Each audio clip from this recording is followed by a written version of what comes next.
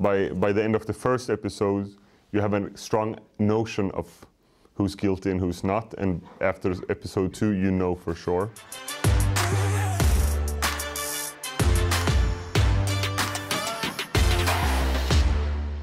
So my name is Gustav Möller. I'm the director of The Dark Heart and co-creator together with Oscar Söderlund, the writer of the show.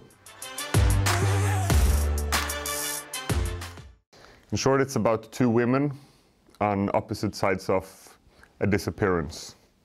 A man goes missing, and one of the lead roles is the investigator, and the other lead role is the woman that is the main suspect of the disappearance. And the disappearance is of her father.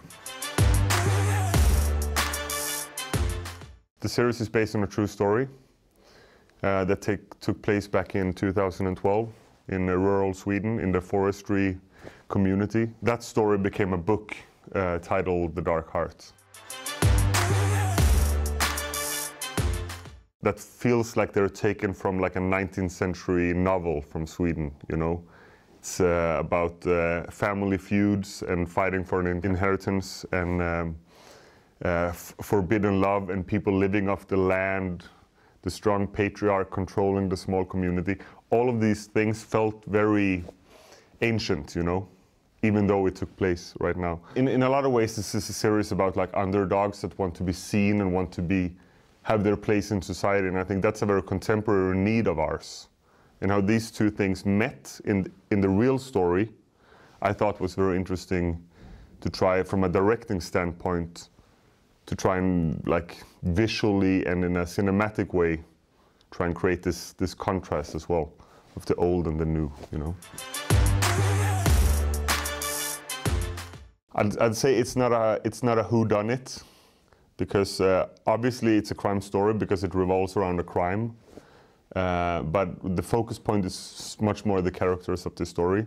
By the end of the first episode, you have a strong notion of who's guilty and who's not, and after episode 2, you know for sure.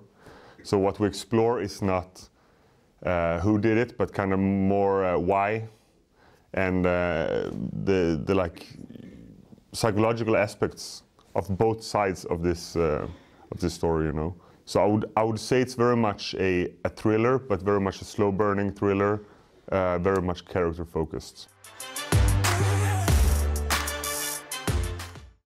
So the visual approach was very much actually looking at like old-school cinema, actually from Sweden. So a lot of our toolbox came from films by Jan Troell, for example, who made these films, The Emigrants, for example, using long takes, the slow zoom, a very like limited but classic toolbox, I would say.